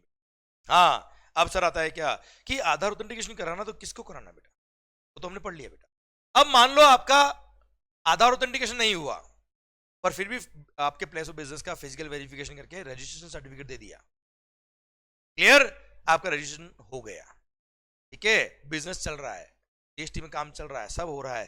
पर अगर इन तीन में से कोई भी आपको काम करवाना है तो आधार ऑथेंटिकेशन होना कंपलसरी है। इसके बिना तीन काम नहीं होंगे। तीन काम कौन से, पहले वो पढ़ लो बेटा, तो पॉइंट समझ में आएगा। For filing application for revocation of cancellation of registration, आपका रजिस्ट्रेशन हो गया कैंसल, फिर उसको रिवोक करा, इस आप प्लीज रजिस्ट्रेशन कैंसिल मत करो, आप कैंसिल तो हो गया, अब इसको वापस रिवाइव कर दो। तो revocation of cancellation of registration कर रहे हो आप, तो ऐसे केस में आधार ऑथेंटिकेशन होगा तो ये रिवोकेशन होगा, वरना नहीं। सेकंड, आप रिफंड के लिए अप्लाई कर रहे हो अंडर रूल नंबर 89, रिफंड के चैप्टर आपके कोर्स में नहीं आते पर जस्ट ध्यान रखिए, जीएसटी के रिफंड के लिए अप्लाई करो अंडर रूल नंबर 89। या फिर सर आपने गुड्स एक्सपोर्ट किया आउट ऑफ इंडिया, उस पर आईजीएसटी पे किया और उसका रिफंड के लिए अप्लाई करो अंडर रूल नंबर 96। तो जो गुड्स एक्सपोर्ट किया उस पे एलयूटी बॉन्ड साइन नहीं किया और आपने आईजीएसटी पे किया और आईजीएसटी का आप क्या ले रहे हो, रिफंड के लिए अप्लाई कर रहे हो, तो ऐसे केस में अगेन आपका आधार ऑथेंटिकेशन होना कंपलसरी है। अब अगर आपका आधार ऑथेंटिकेशन नहीं है तो सर आधार ऑथेंटिकेशन पहले करवाओ। प्रॉपर्टरशिप में कौन कराएगा, प्रोपाइटर, पार्टनरशिप में एनी पार्टनर, एचयूएफ में कर्ता, कंपनी के केस में मैनेजिंग डायरेक्टर और any whole time director, AOP BOI society में members of the managing committee, trustee case में trustee of the board of trustees. Sir इन सबको आधार ऑथेंटिकेशन कराना पड़ेगा, प्लस एंड इनका अगर ऑथराइज सिग्नेटरी कोई और है तो ऑथराइज सिग्नेटरी भी इनको, सर ऑथराइज सिग्नेटरी को भी आधार ऑथेंटिकेशन करवाना पड़ेगा, है ना भाई? Clear, done. यस सर, इसलिए प्रिंसिपल प्लेस ऑफ बिजनेस का फिजिकल वेरिफिकेशन हो भी गया है तो भी सर अगर ये तीन पर्पस के लिए आपको एलिजिबल होना है तो ये आधार ऑथेंटिकेशन होना कंपलसरी है, ठीक है चिराग भाई? यस, समझे? पर अगर मान लो ये तीन पर्पस के लिए आपको अप्लाई करना है तो आप आधार ऑथेंटिकेशन के लिए गए पर आपके पास आधार नंबर ही नहीं है, आधार नंबर असाइन ही नहीं हुआ ऐसे आदमी को बेटा, तो ऐसे केस में आप इमीडिएटली जाओ आधार के लिए पहले अप्लाई करो और आधार का जो आपने एप्लीकेशन दिया है उसका जो एनरोलमेंट आईडी स्लिप होता है वो, and sir bank passbook with photograph the smile, voter ID card issued by election commission of India या फिर पासपोर्ट या ड्राइविंग लाइसेंस आपको देना पड़ेगा साथ में, तब जाके आप इन तीन पर्पस के लिए एलिजिबल होंगे। पहले आप आधार के लिए अप्लाई करो, उसका अप्लाई करने का एप्लीकेशन का एनरोलमेंट स्लिप नंबर दो हमको, या प्लस साथ में इनमें से कोई भी एक डॉक्यूमेंट दे दो बेटा, ठीक है? तो एक बार आप एलिजिबल हो जाओगे, फिर जैसे ही आधार नंबर मिलेगा उसके 30 दिन में आपको आधार ऑथेंटिकेशन करवाना पड़ेगा, समझे मेरी बात? इतना इंपॉर्टेंट हो गया आधार बेटा। आइए बच्चों, now point comes physical verification of premises of the business in certain cases बेटा। सबसे पहली बात, अच्छा चिराग भाई समझ में आया बेटा आपको? क्लियर? देवेंद्र जी, भावेश भाई, निखिल, हाँ जी क्लियर है मालिक सब कुछ? गुड। आओ बच्चों, नाउ पॉइंट कम्स, अच्छा ये सब प्रोसीजरल पार्ट है बेटा, टफ नहीं है बट स्टिल सर इनको आप छोड़ नहीं सकते क्योंकि इनके भी बहुत अच्छे अच्छे छोटे छोटे क्वेश्चन बनते हैं और एग्जाम में पूरे मार्क्स मिलते हैं बेटा, इसमें कटने के चांस भी नहीं, छोड़ने का नहीं। Okay good. Physical verification of the person नहीं रहे हो क्या, रजिस्टर्ड पर्सन का फिजिकल वेरिफिकेशन करेंगे क्या भाई? प्लेस ऑफ बिजनेस का फिजिकल वेरिफिकेशन रूल नंबर 25 कहता है क्या, अगर आपको रजिस्ट्रेशन सर्टिफिकेट मिल गया, चलो पहले बात करता हूं क्या, पॉइंट नंबर 2 की अगर आपको रजिस्ट्रेशन सर्टिफिकेट नहीं मिला तो आपको पता है before grant of registration certificate physical verification of place of business कहां होता है बेटा? जिसने आधार ऑथेंटिकेशन के लिए ऑप्ट नहीं किया या who failed for Aadhaar authentication sir, या फिर you identified on the common portal on the basis of risk parameter and data analysis, या फिर ऑफिसर को लगता है कि सर इस एसएससी का आधार ऑथेंटिकेशन करना चाहिए बेटा, इन एसएससी का फिजिकल प्लेस ऑफ बिजनेस को वेरीफाई करना चाहिए सर। तो सर ऐसे केस में ऑफिसर क्या करेगा सर? फिजिकल वेरिफिकेशन करने प्लेस ऑफ बिजनेस पे आएगा, वो वेरिफिकेशन करेगा सर, वो फोटोग्राफ्स वगैरह लेगा, वेरिफिकेशन की रिपोर्ट बनाएगा, ये सब डॉक्यूमेंट्स जो वेरिफिकेशन के थे plus verification report including photographs, ये सब उसको जीएसटी कॉमन पोर्टल पे वो ऑफिसर अपलोड करेगा at least 5 days prior to the date of completion of time limit specified in the said proviso. बेटा मतलब याद आया बेटा सर, 30 दिन के अंदर उनको रजिस्ट्रेशन सर्टिफिकेट देना पड़ता है बेटा आपको। तो सर वो 30 दिन खत्म होने वाले हैं, 7 दिन की जगह 30 दिन का वक्त देना उनको बेटा। 30 दिन में या तो सर्टिफिकेट देगा डिपार्टमेंट आपको या फिर नोटिस इशू करेगा। तो 30 दिन खत्म होने से एटलीस्ट 5 days पहले वो फिजिकल वेरिफिकेशन की रिपोर्ट अपलोड कर देगा, सो दैट जो ऑफिसर रजिस्ट्रेशन एप्लीकेशन देख रहा है उसको टाइम मिल पाए या तो नोटिस देने का या फिर रजिस्ट्रेशन सर्टिफिकेट देने का। क्या मालिक? सर अब ये तो हो गया before registration. After grant of registration certificate also अगर ऑफिसर को लगता है कि आपके प्लेस ऑफ बिजनेस का फिजिकल वेरिफिकेशन करना है तो वो आ सकते हैं बेटा, डिनाई है, आपकी दुकान चल रही है, आप जीएसटी में रजिस्टर्ड हो, ऑफिसर कभी भी आ सकता है for physical verification of place of business, समझे? अब वो प्लेस ऑफ बिजनेस का फिजिकल वेरिफिकेशन करेगा, वेरिफिकेशन रिपोर्ट बनाएगा सर, डॉक्यूमेंट्स वगैरह देखेगा, वो सारे डॉक्यूमेंट्स फिजिकल वेरिफिकेशन की report including photograph etcetera sir 15 working days के अंदर, जिस दिन वेरिफिकेशन हुआ उसके 15 वर्किंग डेज के अंदर वो कॉमन पोर्टल पे अपलोड कर देगा कि मैंने ये वेरिफिकेशन किया, उसकी रिपोर्ट ये रही। आया ना भाई? डन, कोई खास बात नहीं। इसलिए ध्यान देना, रजिस्ट्रेशन हो गया उसके बाद ऑफिसर कभी भी आ सकता है बेटा, ऐसा नहीं कि वो नहीं आएगा बेटा। के सर अच्छा, GST number 15 digit GST number होता है बेटा, मैं आपको ऑलरेडी बता चुका हूं चैप्टर 1 पढ़ाते वक्त। सर स्टेट का code, pan number, entity code, फिर 2 होते हैं क्या, आईटी चेकसम बेटा। Okay, now this is very important जो बहुत सारे लोग फॉलो नहीं करते बेटा, display of registration certificate and GSTN on the name board. आपकी फर्म का जो जीएसटी नंबर है वो दुकान के बाहर जो आप बोर्ड लगाते हो ना बेटा, उस पर आपको चिपकाना पड़ेगा या लगाना पड़ेगा, लिखवाना पड़ेगा मेरा जीएसटी नंबर ये है। प्लस जीएसटी का रजिस्ट्रेशन सर्टिफिकेट को आपको जो आपके जीएसटी कॉमन पोर्टल पे होता है, ईमेल पे भी आता है, उसका प्रिंट निकाल के आपको अपने दुकान के बाहर चिपकाना पड़ेगा, दुकान के एंट्री के यहाँ चिपकाना पड़ेगा कि ये मेरा रजिस्ट्रेशन सर्टिफिकेट है। और आपके अगर 4 एडिशनल प्लेस ऑफ बिजनेस है तो चारों एडिशनल प्लेस ऑफ बिजनेस पे भी वो certificate of registration should be pasted. Clear? Done. लिखा है क्या? should be exhibited at the entry of his principal place of business and every additional place of business। समझे? बहुत कम लोग फॉलो करते हैं इसको बेटा। Now effective date of registration में ऑलरेडी पढ़ा चुका बेटा, आपको बताता हूं क्या। अगर आप लायबल फॉर रजिस्ट्रेशन थे और 30 दिन के अंदर रजिस्ट्रेशन के लिए अप्लाई कर दिया तो जिस दिन आप लायबल थे वही दिन क्या होगा, इफेक्टिव डेट ऑफ रजिस्ट्रेशन हो जाएगा। जैसे 14 फेब को आप लायबल फॉर रजिस्ट्रेशन थे, आपने 1 मार्च को रजिस्ट्रेशन के लिए अप्लाई कर दिया, अब सर्टिफिकेट भले ही आपको 7 मार्च को इश्यू हुआ but effective date of registration will be 14 Feb. And 30 दिन के बाद अगर आपने अप्लाई किया तो ऐसे केस में जैसे 14 फेब को यू बिकम लायबल, सर आपने 1 अप्रैल को रजिस्ट्रेशन के लिए अप्लाई किया, 5 अप्रैल को सर्टिफिकेट मिला, तो 5 April will be the effective date of registration. आया ना मालिक? Yes, date of grant of registration. और वॉलंटरी रजिस्ट्रेशन के लिए अप्लाई करते हो तो ऑब्वियसली उसमें सर्टिफिकेट ऑफ रजिस्ट्रेशन जब मिलता है वही क्या हो जाएगा, effective date of registration. I hope you got the entire point. Clear? Done. ये बैंक अकाउंट डिटेल फर्निश करने वाला पॉइंट मैं पढ़ा चुका बेटा आपको। अब आइए special provisions for NRTP and CTP, casual taxable person and non resident taxable person. बेटा सर क्या होते हैं ये? सर पहली बात तो ये सीटीपी हो या एनआरटीपी हो, दोनों को कंपलसरी रजिस्ट्रेशन है, 20 लाख का कोई बेनिफिट नहीं मिलता है। प्लस जिस दिन बिजनेस कमेंस कर रहे हैं उसके एटलीस्ट 5 डेज बिफोर एडवांस में इनको रजिस्ट्रेशन के लिए अप्लाई करना पड़ता है। इनको एस्टिमेटेड टैक्स की जो लायबिलिटी होती है जीएसटी की, नेट कैश टैक्स लायबिलिटी बेटा, जो कैश में पेबल है बेटा, estimated net cash tax liability बेटा, मतलब 14 का लायबिलिटी 10 का क्रेडिट ऑलरेडी इनके पास है तो 4 रुपए, इनको नेट जो टैक्स लायबिलिटी बनती है वो एस्टिमेटेड टैक्स लायबिलिटी इनको एस्टिमेशन बेस पे कि मैं इतने दिन में जिसके लिए मैंने रजिस्ट्रेशन लिया है उसमें मेरी इतनी लायबिलिटी बनेगी, वो एडवांस पे करनी पड़ती है इनको। क्लियर? देख रहा है ना विनोद? इनसे एडवांस मांग रहे बेटा, कल को भाग गए तो, क्योंकि टेम्पररी है हमारे स्टेट में सर ये। सर अब पहले समझो कि कैजुअल टैक्सेबल पर्सन क्या होता है, एनआरटीपी क्या होता है, पहले वो समझा जाता बेटा। कैजुअल टैक्सेबल पर्सन मतलब जैसे आप राजस्थान में जीएसटी में रजिस्टर्ड हो, 5 दिन के लिए या 10 दिन के लिए आप गुजरात जाना चाहते हो, वहां पे कोई एग्जीबिशन है, वहां पे कोई स्टॉल आपने लगाई है जहां से आप कस्टमर्स को गुड्स या सर्विस बेचोगे, तो आप गुजरात के लिए कैजुअल टैक्सेबल पर्सन कहलाएंगे, क्योंकि वहां पे आपका कोई फिक्स्ड प्लेस ऑफ बिजनेस नहीं है। Clear? And you went there to supply the goods और service both in the course और फर्दरनेस ऑफ योर बिजनेस, जहां पे उस स्टेट में आपका कोई प्लेस ऑफ बिजनेस नहीं है, फिक्स्ड प्लेस ऑफ एस्टेब्लिशमेंट नहीं है आपका।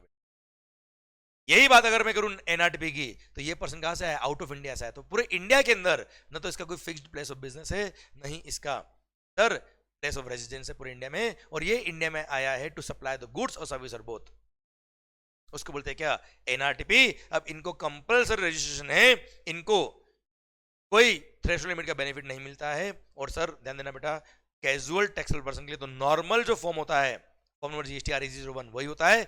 एनआरटीपी के लिए डिफरेंट प्रिस्क्राइब फॉर्म है, वो आपको याद नहीं करना है बेटा। अच्छा, सीटीपी हो या एनआरटीपी हो, दोनों को सर रजिस्ट्रेशन का ये जब अप्लाई करते हैं उसमें लिखते हैं कि कितने दिन के लिए इनको रजिस्ट्रेशन चाहिए, तो इनका registration certificate is valid for the period which is specified in the registration application और 90 days from the effective date of registration whichever is earlier. हाँ, अब वो मान लो इसने 50 दिन के लिए रजिस्ट्रेशन के लिए अप्लाई किया, 50 दिन हो गए, या 90 डेज के लिए अप्लाई किया, 90 डेज हो गए, अब जाना है इसको बेटा, पर इसका मन लग गया है, ये बोलता नहीं नहीं मेरे को तो और फर्दर एक्सटेंड कराना अपना टाइम लिमिट, तो सर इनका further registration can be extended for 90 more days. Clear? पर सर ध्यान देना बेटा, अगर इन्होंने फर्दर एक्सटेंशन कराया रजिस्ट्रेशन का, जैसे कि इसमें एक्सटेंडेड पीरियड के लिए जो एस्टिमेटेड टैक्स लायबिलिटी और बनेगी इनकी, वो भी इनको एडवांस में पे करनी पड़ती है ना भाई? यस, समझे मेरी बात? पर यस, ये 90 days plus 90 days, maximum 180 days के लिए ये इंडिया में रह सकते हैं, उसके बियॉन्ड इंडिया में नहीं रह सकते। अगर इनको लगता है कि नहीं मेरे को तो और बिजनेस करना है, तो भाई नॉर्मल रजिस्ट्रेशन के लिए अप्लाई कर दे, पर 90 दिन प्लस 90 दिन के ज्यादा इनका रजिस्ट्रेशन एक्सटेंड नहीं हो सकता बेटा, कोई एक्सटेंड नहीं कर सकता बेटा। एडवांस डिपॉजिट टैक्स मैं ऑलरेडी पढ़ा चुका बेटा। क्लियर? फिर ये जो सर्कुलर दे रखा है आपको, सर इसको काट दीजिए, आपके सिलेबस में नहीं आता है बेटा। क्या मालिक? आओ बच्चों, अब कैजुअल टैक्सेबल पर्सन, यस चिराग भाई का बिल्कुल सही जवाब है। तिब्बतन मार्केट में क्या होता है सर, चाइना सब ने नेपाल से बहुत सारे लोग विंटर्स के वेकेशन के टाइम, विंटर्स के टाइम पर सर वुलन्स वगैरह बेचने के लिए इंडिया में आते हैं, टेम्पररी एक ग्राउंड बुक करते हैं जहां पे टेंट हाउस के थ्रू या टेंट लगा के दुकान लगा के अपना माल बेचते हैं, उनको एनआरटीपी कहते हैं बेटा। के करेक्ट? कैजुअल टैक्सेबल पर्सन और एनआरटीपी में डिफरेंस क्या है बेटा? सबसे पहली बात, कैजुअल टैक्सेबल पर्सन पढ़ा चुका हूं वैसे तो, पढ़ लो फिर भी। Casual taxable person occasionally undertake transactions involving supply of goods or services or both in a state or union territory where they have no fixed place of business। और ये occasionally undertake transactions involving supply of goods or services or both but has no fixed place of business or residence in entire India। इनका तो उस state में place of business नहीं, यहाँ पे तो पूरे इंडिया में ना तो स्टेट में, पूरे इंडिया में ना तो प्लेस ऑफ बिजनेस है, नहीं प्लेस ऑफ रेजिडेंस है। पेन नंबर है इनके पास, obviously NRTP out of India से इनके पास पेन नंबर नहीं होगा, पर इनके जो देश का जो इनका टैक्स आइडेंटिफिकेशन नंबर होगा वो या वैलिड पासपोर्ट नंबर के बेस पे इनको रजिस्ट्रेशन नंबर मिल जाएगा। फिर सर इनके लिए एप्लीकेशन नंबर, एप्लीकेशन फॉर्म जो था वो सेम होता है बेटा, इनके लिए सेपरेट प्रिस्क्राइब फॉर्म दिया हुआ है बेटा। ये इन दी कोर्स और फर्दरेंस ऑफ बिजनेस सप्लाई करेंगे तो ही सप्लाई के स्कोप में आता है, तो ही कैजुअल टैक्सेबल पर्सन कराएंगे। यहाँ पे एनआरटीपी की डेफिनेशन में कहीं पे भी नहीं लिखा कि इन दी कोर्स और फर्दरेंस ऑफ बिजनेस सप्लाई होना चाहिए। अगर इन्होंने इनका बिजनेस नहीं फिर भी कोई भी गुड्स सर्विस इंडिया में आने के बाद सप्लाई कर दी, इनको एनआरटीपी कहेंगे। Business test is absent in case of NRTP बेटा, हाँ है ना भाई? सर फिर आता है क्या, कैजुअल टैक्सेबल पर्सन को सारा आईटीसी मिलता है, पर सर हमने ब्लॉक क्रेडिट में पढ़ा हुआ है, सेक्शन नंबर 17 सबसेक्शन 5 में पढ़ा हुआ है क्या, एनआरटीपी को कोई आईटीसी नहीं मिलता है एक्सेप्ट जो गुड्स उन्होंने इंपोर्ट किए है, उनको जो इंपोर्ट करते वक्त इन्होंने कस्टम के साथ में आईजीएसटी पे किया होगा, उस आईजीएसटी का आईटीसी मिल जाएगा, बाकी कोई input tax credit in NRTP को नहीं मिलता। क्लियर? डन। सरकार ये बात थी किसके रिगार्डिंग, एनआरटीपी के रिगार्डिंग और कैजुअल टैक्सेबल पर्सन के regarding. I hope you got the entire point, शायद समझ में आ रहा है बच्चों आपको। आइए बच्चों, amendment of registration section number 28 कि आपने एक बार रजिस्ट्रेशन करा दिया, यू आर रजिस्टर्ड पर्सन और यूआईएन होल्डर, और अगर मान लो जो आपने रजिस्ट्रेशन कराते वक्त जो इंफॉर्मेशन दी थी उसमें कुछ चेंज हो गया, जैसे एड्रेस चेंज हो गया बेटा आपका, या कोई भी अदर पर्टिकुलर चेंज हो गया, तो जिस दिन वो चेंज हुआ उसके 15 डेज के अंदर अंदर आपको जीएसटी कॉमन पोर्टल पे जाके अमेंडमेंट के लिए अप्लाई करना पड़ेगा। और वो अमेंडमेंट नॉन कोर एरिया क्या हुआ, तो जैसे आप उधर से अमेंड करेंगे सर आपका सर्टिफिकेट ऑफ रजिस्ट्रेशन क्या हो जाएगा, अमेंड हो जाएगा। पर अगर कोर एरिया में अमेंडमेंट हुआ, अब कोर एरिया क्या होता है बात करते 2 मिनट बाद बेटा, तो यहां लिखे मैंने कोर एरिया ये रहती। तो कोर एरिया में अगर अमेंडमेंट हुआ तो your application will be forwarded to proper officer, वो एग्जामिन करेगा, 15 डेज के अंदर वो परमिशन देगा, उसको लगता है कि एवरीथिंग इज ओके, तो रजिस्ट्रेशन सर्टिफिकेट अमेंड करके आपको इश्यू कर देगा नया सर्टिफिकेट, ऑनलाइन ही ईमेल भी आ जाएगा, कॉमन पोर्टल पे भी अपडेट हो जाएगा बच्चों आपकी लॉगिन करने के बाद। क्लियर? पर उसको लगता है नहीं everything is not fine, proper officer ने वेरीफाई किया, उसको लगता है कुछ इंफॉर्मेशन और चाहिए, कोई डॉक्यूमेंट और चाहिए सर, तो ऐसे केस में वो आपको 15 वर्किंग डेज में क्या कर देगा, नोटिस इश्यू कर देगा। क्या इश्यू कर देगा बेटा, नोटिस, शो कॉज नोटिस। मतलब जब आपने एप्लीकेशन सबमिट करी, कोर एरिया में अगर अमेंडमेंट था तो application will be forwarded to proper officer, वो एग्जामिन करेगा, everything found okay, certificate amend कर देगा 15 वर्किंग डेज में। नहीं उसको लगता है नहीं कुछ इंफॉर्मेशन डॉक्यूमेंट वगैरह और चाहिए या अमेंडमेंट की जरूरत नहीं है, कुछ भी उसको लगता है, तो वो नोटिस इश्यू कर देगा कि why your application should not be rejected. Clear sir? पर 15 वर्किंग डेज में या तो नोटिस दे दे या अमेंडेड सर्टिफिकेट दे दे, कुछ भी नहीं किया तो ये मान लेंगे कि your application has been deemed to be approved. Clear? पर अब मान लो उसने नोटिस दे दिया, उस नोटिस के देने के 7 वर्किंग डे में आपको रिप्लाई देना पड़ेगा। आपने रिप्लाई नहीं दिया तो officer can reject your application, पर आपने रिप्लाई दिया तो अब उसके बाद वापस 7 दिन का वक्त मिलता है डिपार्टमेंट को, या तो आपकी एप्लीकेशन वो एक्सेप्ट करके अमेंडेड सर्टिफिकेट दे दे या फिर आपकी एप्लीकेशन रिजेक्ट कर दे। पर 7 दिन में अगर डिपार्टमेंट ने कुछ भी नहीं किया तो ऐसे केस में सर ये मान लेंगे कि your application for registration has been amendment of registration has been approved, deemed approval बेटा। हाँ है ना मालिक? डन। अच्छा कभी भी मोबाइल नंबर या ईमेल आईडी चेंज करना है, मोबाइल नंबर चेंज हो गया बेटा तो वो कुछ नहीं बेटा, ओटीपी आएगा नए मोबाइल नंबर पे और आपका अब मोबाइल नंबर या ईमेल आईडी क्या हो जाएगा, चेंज हो जाएगा, कोई तकलीफ वाली बात नहीं। क्लियर? डन। अब बात बचती है क्या कि सर कौन कौन से फील्ड से जो कोर फील्ड ऑफ इंफॉर्मेशन कहलाई जाती है जिसके लिए प्रॉपर ऑफिसर परमिशन देगा तो ये अमेंडमेंट हो पाएगा। First, legal name of the business change हो रहा है। पहले नाम था मेरी क्लासेस का क्या, मंगल क्लासेस, बाद में हो गया क्या यशवंत मंगल क्लासेस, बाद में हो गया क्या ymconcepts.com। तो सर ऐसे केस में legal name of the business change हो रहा है बेटा, पैन नंबर चेंज नहीं हो रहा, देखो बेटा नाम चेंज हुआ क्या, address of principal place of business या additional place of business change हुआ बेटा। सर एडिशन, डिलीशन और रिटायरमेंट ऑफ पार्टनर्स या directors, karta, managing committee, CEO और equivalent who is responsible for day to day affairs of the business। Sir इसमें कुछ change हुआ है तो ऐसे केस में this does not warrant change cancellation of registration certificate, इसकी वजह से कैंसिलेशन ऑफ रजिस्ट्रेशन की जरूरत नहीं है, या सिंपली अमेंडमेंट ऑफ सर्टिफिकेट करना पड़ेगा और यहाँ पे प्रॉपर ऑफिसर आपकी एप्लीकेशन जाएगी और वो अप्रूव करेगा सर, उसके बाद अमेंडमेंट हो पाएगा। और हाँ अगर सेम पेन नंबर पे मल्टीपल रजिस्ट्रेशन नंबर अगर आपके है तो सब जगह आपको अलग अप्लाई करना पड़ेगा, क्योंकि लीगल नेम अगर चेंज हुआ तो सारे ब्रांचेस का चेंज हो गया बेटा। Change of such particulars shall be applicable for all registration of the registered person obtained under the provisions of this chapter on the same PAN. Same PAN उस भाई रुक जा अरे हाँ नाराज क्या होता है यार, उस सेम पेन नंबर पे जितने रजिस्ट्रेशन सर्टिफिकेट आपके हैं सब पे आपका चेंज होगा ये नाम वगैरह। क्लियर? डन। ये आपका हो गया क्या, amendment of certificate of registration number बेटा। अच्छा अब मान लो कभी सर कोई पार्टनरशिप हम थी, अब कंपनी बन गई बेटा, या चेंज ऑफ ओनरशिप हो गया, या किसी भी चेंज की वजह से पैन नंबर चेंज हो रहा है बेटा। मालिक अगर पैन नंबर चेंज होता तो amendment of certificate of registration की जरूरत नहीं है, वहां तो पुराना रजिस्ट्रेशन क्या होगा, कैंसिल, और नए रजिस्ट्रेशन के लिए अप्लाई करना पड़ेगा, क्योंकि पैन नंबर चेंज तो रजिस्ट्रेशन नंबर चेंज, क्योंकि registration number is issued on the basis of PAN number बेटा। है ना भाई? Clear? Reason for that is GSTN is based on PAN. Clear? Done. आइए बच्चों अब लास्ट टॉपिक ऑफ रजिस्ट्रेशन भी देख लेते हैं हम sir, cancellation, suspension of registration, revocation of cancellation. बड़ा ही सुंदर पॉइंट है, बड़ा ही अच्छा पॉइंट है, बड़ा ही काम का पॉइंट है हमारे लिए। देखना, cancellation, suspension of registration and revocation of cancellation. I hope you are getting the entire point and पूरा कॉन्सेप्ट आपको समझ में आ रहा है बच्चों। आया ना भाई? सर आओ बच्चों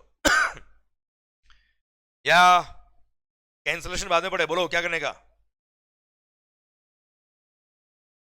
cancellation, suspension of registration and revocation of cancellation अगले सेशन में करें बेटा हम, इसमें टाइम लगेगा, बड़ा टॉपिक है ये। चलो सर इसको हम अगले सेशन में करते हैं बेटा।